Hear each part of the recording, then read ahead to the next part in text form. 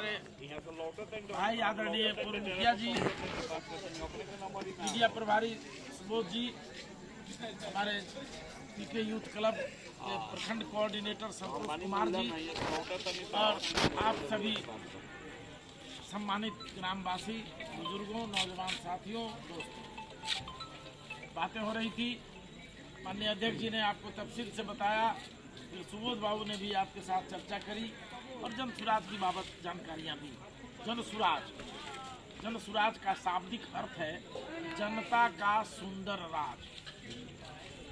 एक ऐसा राज जिसमें गरीब, अमीर, किसान, मजदूर, हिंदू, मुसलमान सब जुड़ करके एक परिवार की तरह अपना जीवन निर्वहन करे और सबकी खुशहाली आए, सबके साथ रोजगार का मौका मिले, सबको पढ़ाई की बेहतर व्यवस्था मिले और किसानों को बेहतर खेती की संभावना बने, जो मुनाफेदार खेती बनाई जा सके। आदरणीय प्रशांत किशोर जी महात्मा गांधी और बाबा साहब भीमराव अंबेडकर के बनाए कानून और उनके द्वारा दी गई आज़ादी को सही मायने में गांव तक उतारने के लिए चल पड़े हैं। आज़ादी हुए 75 बरस हो गए, लेकिन सच पूछिए तो हमें आर्थिक आज़ादी नहीं मिली। हम गरीब से गरीब बनते गए हैं। मजदूर पिताजी अगर हैं तो बेटा भी मजदूरी करने के लिए मजबूर है, क्योंकि सरकारों को हमने जो चुना, जिनको सरकार बनाया हम लोगों ने, उन सरकारों ने अपना लाभ तो किया, अपनी नेतागिरी करी, खुद हेलीकॉप्टर पर उड़ते रहे, लेकिन हमारे गरीब जनता को अपनी किस्मत पर रोने के लिए छोड़ दिया। न तो आपके लिए बेहतर शिक्षा की व्यवस्था करी गई, न आपके खेती किसानी को मुनाफेदार बनाने का कोई प्रयास किया गया और न आपको अपने गांव में रोजगार देने का कोई मौका दिया गया। नतीजतन हमारे बच्चे सही ढंग से पढ़ नहीं पाए, न पढ़ पा रहे हैं और उन्हें मजबूर होकर के दिल्ली, बम्बई, हरियाणा, पंजाब और गुजरात में जाकर नौकरी करनी पड़ रही है, मजदूरी करनी पड़ रही है। आपने देखा होगा पिछले दिनों तमिलनाडु में हमारे बिहार के मजदूरों के साथ जो जुल्म हुआ, आपने मनीष कश्यप पत्रकार के वीडियो और उसकी रिपोर्टिंग पर आपने देखा होगा, समझा होगा। आज वो लड़का अपने बिहारी भाइयों की लड़ाई लड़ते लड़ते जेल में बंद है और ये सरकार उसके लिए कुछ करने के लिए तैयार नहीं है, जिस सरकार के भरोसे हम लोग हैं। स्थिति बड़ी विकराल होती जा रही है। आखिर वजह क्या है? जब देश आजाद हुआ तो सारा देश आजाद हुआ, जिसमें बिहार भी आजाद हुआ। तो क्यों पंजाब में फैक्ट्रियां खुल रही हैं? क्यों गुजरात में कंपनियां बैठाई जा रही हैं? और ये 75 वर्षों के आजादी के राज में आज तक बिहार में क्यों नहीं कंपनियां खोली गई? क्यों नहीं फैक्ट्रियां खोली गई? कौन सी फैक्ट्री खोली गई? तो यहाँ बिहार में मजदूर की फैक्ट्री बना दी गई है। कैसे जे बिहार पहले ही आगाड़ी रहे, बिहार को मजदूर की फैक्ट्री बना दी गई है। आप यहाँ से जब जवान हो जा रहे हैं, 20 साल 21 साल के हो जा रहे हैं, पेट काट करके माँ पिताजी आपको परवरिश कर रहे हैं और आप उसके बाद बैग टांग करके रामगढ़वा स्टेशन पर पहुँचते हैं, ट्रेन पकड़ के दिल्ली जा रहे हैं, गुजरात जा रहे हैं, बम्बई जा रहे हैं। आपको मालूम है गुजरात का एक शहर है सूरत, जिसमें 5 लाख से अधिक हमारे बिहारी भाई मजदूरी करते हैं। कितनी फैक्ट्रियां खुली हुई हैं जो वहाँ 5 लाख लोगों को रोजगार मिल गया, या यहाँ से लोग मजदूर चले गए।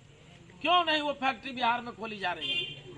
जब आप गुजरात रहते हैं, जब आप पंजाब, दिल्ली और तमिलनाडु में जाते हैं, वहाँ हमारे बच्चे परेशान होते हैं, तो यहाँ पिता माता चिंतित हो जाते हैं कि हमारे बेटे के साथ क्या हो रहा है, हमारा बेटा सुरक्षित है कि नहीं है, हमारा बेटा अगर बीमार पड़ जा रहा है, हमारा समाज अगर बीमार पड़ जा रहा है, तो आपकी चिंता बढ़ जा रही है। आप जा भी नहीं पा रहे हैं उसको देखने और वह संकट में रह रहा है।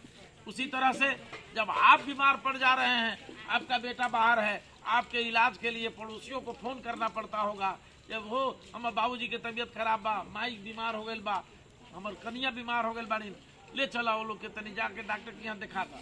ये मजबूरी है, इसलिए कि वो अपने यहाँ कोई रोजगार नहीं है, इसलिए मजबूरी में अपने परिवार चलाने के लिए, आपको भोजन देने के लिए, आपको खर्चा मेंटेन करने के लिए बच्चों को, इन नौजवानों को भाग करके दिल्ली, गुजरात, पंजाब, बम्बई और कलकत्ता जाना पड़ रहा है।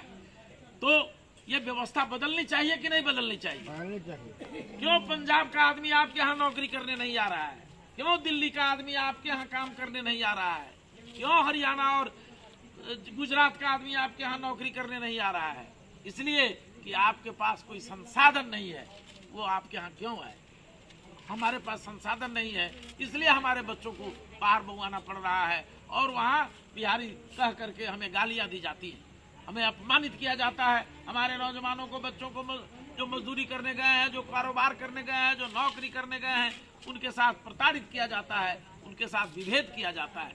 ये स्थिति किसने बनाई? केवल सरकार जिम्मेदार नहीं है, हम नागरिक जिम्मेदार हैं। वो तो आएगा, जात पात का नारा लगाता है, धर्म मजहब का नारा लगाता है, पाकिस्तान, पुलवामा और चीन की बात कह करके आपसे हमसे वोट ले लेता है और करता आपके लिए कुछ नहीं है। पिछले 9 वर्षों से जिनके भरोसे हमारी सरकार चल रही है दिल्ली की, अगर वो चाह लें आदरणीय मोदी जी, तो किसी अडानी अंबानी को फोन करके बोलेंगे, ए जाओ बिहार में 10 फैक्ट्री लगा दो, ताकि बिहार के लोगों को वहां रोजगार मिल सके। लेकिन ऐसा नहीं हुआ। आज तक 9 वर्ष में एक भी फैक्ट्री बिहार में किसी सरकार ने नहीं खोला, न दिल्ली की सरकार ने खोला, न बिहार की सरकार ने खोला। हम बिहार की सरकार पर भरोसा कर करके चुनते रहे हैं। लगातार एक एक आदमी को हम 5-5 बार चुन रहे हैं, 10-10 बार चुन रहे हैं। तो क्या वो नेता जिम्मेदार है कि हम जिम्मेदार हैं?